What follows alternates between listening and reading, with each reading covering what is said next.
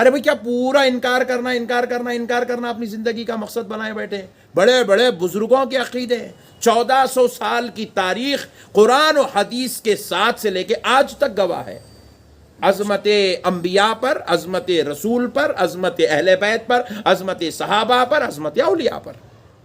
یا آپ کلپ بنائیں، ویڈیو بنائیں تو اس میں کبھی آپ جو ہے حضور کے علم غیب کا انکار کریں، یا حضور کے حاضر و ناظر ہونے کا انکار کریں، یا پھر کبھی آپ حضور کے نور ہونے کا انکار کریں، حضور کے شفاعت کرانے کا انکار کر دیں۔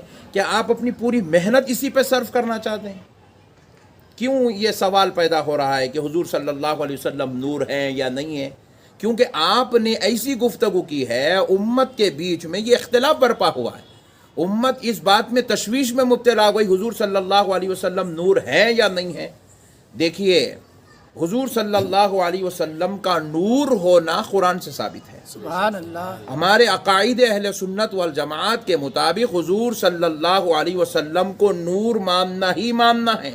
اگر کوئی حضور کا نور ہدایت ہونے کا انکار کرتا ہے تو ہمارے پاس یہ کفر ہے، اور حضور کو بشر بھی ماننا ہے، حضور کا اگر کوئی بشریت کا انکار کرتا ہے تو یہ بھی کفر ہے۔ حضور بشر ہیں، اس میں کوئی شک نہیں ہے، لیکن اصلاً حضور صلی اللہ علیہ وسلم نور ہے۔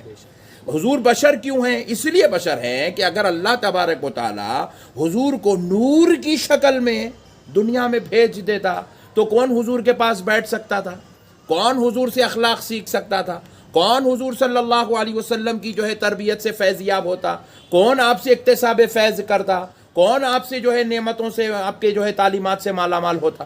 کوئی نور کے قریب کوئی بیٹھ ہی نہیں سکتا، کوئی جا نہیں سکتا۔ تو اسی لیے اللہ رب العزت نے اپنے پیارے حبیب نور صلی اللہ علیہ وسلم کو اللہ نے بشری لباس پہنا کر دنیا میں مبعوث کیا، تاکہ حضور صلی اللہ علیہ وسلم کی صحبت میں رہ کر لوگ اخلاق سیکھ سکیں، تربیت حاصل کر سکیں، اکتساب فیض کر سکیں، حضور صلی اللہ علیہ وسلم کے تعلیمات سے فیضیابی حاصل ہو کر سکیں۔ سبحان اللہ۔ اب آپ حضور کی اگر بشری تقاضے کو اگر آپ دیکھ کر نورانیت کا اگر آپ انکار کرتے ہیں، جہالت ہے، یہ آپ کی جہالت ہے۔ آپ اس کے ذریعے سے آپ بدعقیدگی کی طرف جا رہے ہیں، آپ گمراہی کی طرف جا رہے ہیں، اللہ کی عطا کا انکار کر رہے ہیں۔ اللہ رب العزت نے حضور کو نور بنایا۔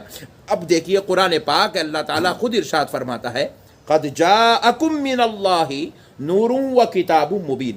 اللہ رب العزت نے یہاں پر جو من اللہ نور، نور کا جو لفظ استعمال کیا، جمہور مفسرین کا یہ فرمان ہے، یہ قول ہے، یہاں نور سے مراد اس آیت کریمہ میں نور سے مراد حضور صلی اللہ علیہ وسلم کی ذات پاک ہے، سبحان اللہ۔ اور کتاب مبین سے مراد یہاں پر قرآن شریف ہے۔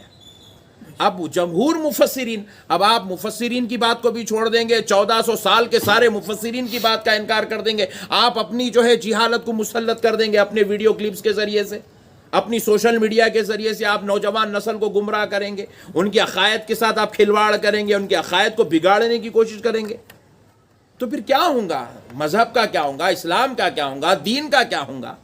نوجوانوں کی آخرت کا کیا ہوگا؟ مسلمانوں کے عقائد کا کیا ہوگا؟ اب آپ دیکھیے، صرف ہمارے علماء اہل سنت ہی نہیں بلکہ تبلیغی جماعت کے جو فاؤنڈرز میں سے ہیں، جن کا نام اشرف علی تھانوی صاحب ہے، جو تبلیغی جماعت کے اکابر میں سے ہیں، جن کو یہ لوگ بہت زیادہ مانتے ہیں، وہ مولوی اشرف علی تھانوی صاحب نے کتاب لکھی ہے، اس کتاب کا نام ہے نشر الطیب۔ اس نشر الطیب میں انہوں نے 7 حدیثیں حضور صلی اللہ علیہ وسلم کے نور ہونے پر پیش کی، سبحان اللہ۔ 7 حدیثیں پیش کی۔ اس 7ویں حدیث میں انہوں نے جو 7 حدیثیں پیش کی تو انہوں نے اس کا باب کا نام ہی رکھا نور محمدی صلی اللہ علیہ وسلم کا بیان۔ سبحان اللہ۔ نور محمدی صلی اللہ علیہ وسلم کا بیان رکھا، اور اس کے اختتام میں ایک حدیث کے ضمن میں آپ یہ لکھتے ہیں، جب نبی پاک صلی اللہ علیہ وسلم پیدا ہوئے تو زمین روشن ہو گئی اور آسمان جگمگانے لگا۔ سبحان اللہ۔ کس سے؟ حضور صلی اللہ علیہ وسلم کے نور مبارکہ سے۔ سبحان اللہ۔ حضور کے نور کی برکت سے زمین روشن ہو گئی۔ کون کہہ رہے ہیں؟ اشرف علی تھانوی صاحب لکھ رہے ہیں، حدیث پاک کی روشنی میں لکھ رہے ہیں۔ کس بھی اس بات کا انکار کریں گے بھائی؟ آپ نے اپنے مذہب کا پورا دار و مدار ہی انکار پہ بنا لیا. یہ بولے انکار، وہ بولے انکار، یہ کرے انکار، وہ کرے انکار. ارے خالی انکار کرنے کا نام دین ہے کیا بھائی؟ ماننے کا نام دین ہے. حضور صلی اللہ علیہ وسلم کی عظمتوں کو مانے. چلیے اب آپ اور آگے آئیے، ان سے اوپر چلتے ہیں. حضرت سیدنا شاہ عبد العزیز دہلوی رحمۃ اللہ علیہ تفسیر عزیزی میں تحریر فرماتے ہیں حضور صلی اللہ علیہ وسلم کا سایہ زمین پر نہیں پڑتا تھا. بھائی کیوں نہیں پڑتا تھا؟ حضور صلی اللہ علیہ وسلم کا سایہ زمین پہ کیوں نہیں پڑتا تھا؟ اس لیے نہیں پڑتا تھا کیونکہ رسول اللہ صلی اللہ علیہ وسلم نور تھے، آپ کا سایہ تھا ہی نہیں. سبحان اللہ سبحان حضور صلی اللہ علیہ وسلم نور ہیں اور آپ کا سایہ نہیں تھا. حضرت سیدنا شاہ عبد الحق محدث دہلوی رحمۃ اللہ علیہ مدارج النبوہ میں تحریر فرماتے ہیں حضور صلی اللہ علیہ وسلم کا سایہ نہیں تھا. کب؟ جب سورج کی روشنی پڑتی تھی تب بھی آپ کا سایہ نہیں پڑتا تھا، جب چاند کی روشنی ہوتی تھی تب بھی آپ کا سایہ زمین پر نہیں پڑتا تھا. حضور صلی اللہ علیہ وسلم کا سایہ ہی نہیں تھا.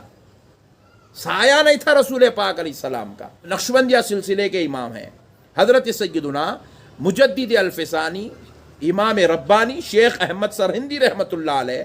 آپ جو ہے 10ویں صدی ہجری کے عظیم بزرگوں میں سے ہیں، سلسلے نقشبندیہ کے بڑے امام مانے جاتے ہیں. آپ ارشاد فرماتے ہیں، مکتوبات امام ربانی میں ہیں، آپ ارشاد فرماتے حضور صلی اللہ علیہ وسلم کا سایہ نہ تھا. کیسے سایہ ہوگا حضور کا جبکہ حضور صلی اللہ علیہ وسلم جسم لطیف کے ساتھ ہے، اور پھر آپ کا سایہ کس صورت سے ہو سکتا ہے؟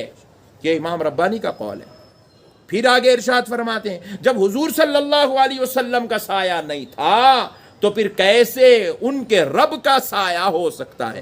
کیونکہ بعض ایسے بے وقوف لوگ بھی اس دنیا میں گزرے ہیں جو نعوذ باللہ اللہ کے سایہ کو ثابت کیے. نعوذ باللہ. اسی لیے آپ عقیدے میں لکھتے ہیں، عقیدہ لوگوں کا درست کرنے کے لیے لکھتے ہیں کہ اللہ کا سایہ، جب حضور کا سایہ نہیں تھا تو اللہ کا سایہ کیسے ہو سکتا ہے؟ نعوذ باللہ من ذالک. تو پھر اس کے بعد آپ اور تھوڑا اوپر چل کے دیکھیں، امام فخر الدین رازی رحمۃ اللہ علیہ تحریر فرماتے ہیں کہ جب حضرت سیدنا آدم علیہ الصلاۃ والسلام کا جسد مبارک تخلیق پایا، اللہ تبارک و تعالیٰ نے فرشتوں کو حکم دیا کہ آدم کو سجدہ کرو. ابلیس کو بھی حکم ہوا، انکار کر دیا، وہ الگ بحث ہے. لیکن سجدہ کرنے کا حکم کیوں دیا گیا؟ اس لیے دیا گیا کیونکہ حضرت امام فخر الدین رازی رحمۃ اللہ علیہ فرماتے ہیں کیونکہ حضرت آدم کے جسد اقدس میں نور محمد صلی اللہ علیہ وسلم موجود تھا. سبحان اللہ سبحان اللہ. حضرت سیدنا قاضی ایاز رحمۃ اللہ علیہ ارشاد فرماتے ہیں کہ حضور نبی پاک صلی اللہ علیہ وسلم کے جسم اقدس کا سایہ سورج اور چاند کی روشنی میں نظر نہیں آتا تھا. اس کی وجہ یہ تھی کہ آپ نور تھے. سبحان اللہ. کیا تھے آپ؟ نور تھے. رسول پاک صلی اللہ علیہ وسلم کا سایہ نظر نہیں آتا. قاضی ایاز رحمۃ اللہ علیہ فرماتے ہیں شفا شریف میں کہ آپ نور تھے. اب ہم کن کن باتوں کا انکار کریں گے؟ بھائی کتنوں کا انکار کریں گے؟ خالی انکار کرنا ہم اپنی زندگی کا مقصد اپنے جو ہے نعوذ باللہ بنا لیے. اولیاء اللہ بولے ان کی عظمتوں کا انکار، اہل بیت بولے ان کی عظمتوں کا انکار، میدان کربلا بولے نعوذ باللہ بولتے امام حسین وہاں پر غلطی پر تھے، وہاں اہل بیت کی عظمتوں کا انکار. حضرت سیدہ فاطمہ مولا علی کی عظمت بیان بولے وہاں ان پہ انکار، عظمتوں کا انکار. رسول اللہ کی شان و عظمت بیان ہوئی وہاں رسول اللہ کی عظمتوں کا انکار. انبیاء کی کوئی جو ہے معاملات بیان ہوئے وہاں ان کی عظمتوں کا انکار. ارے بھئی کیا پورا انکار کرنا اپنی زندگی کا مقصد بنائے بیٹھے؟ بڑے بڑے بزرگوں کے عقیدے 1400 سال کی تاریخ قرآن و حدیث کے ساتھ سے لے کے آج تک گواہ ہے.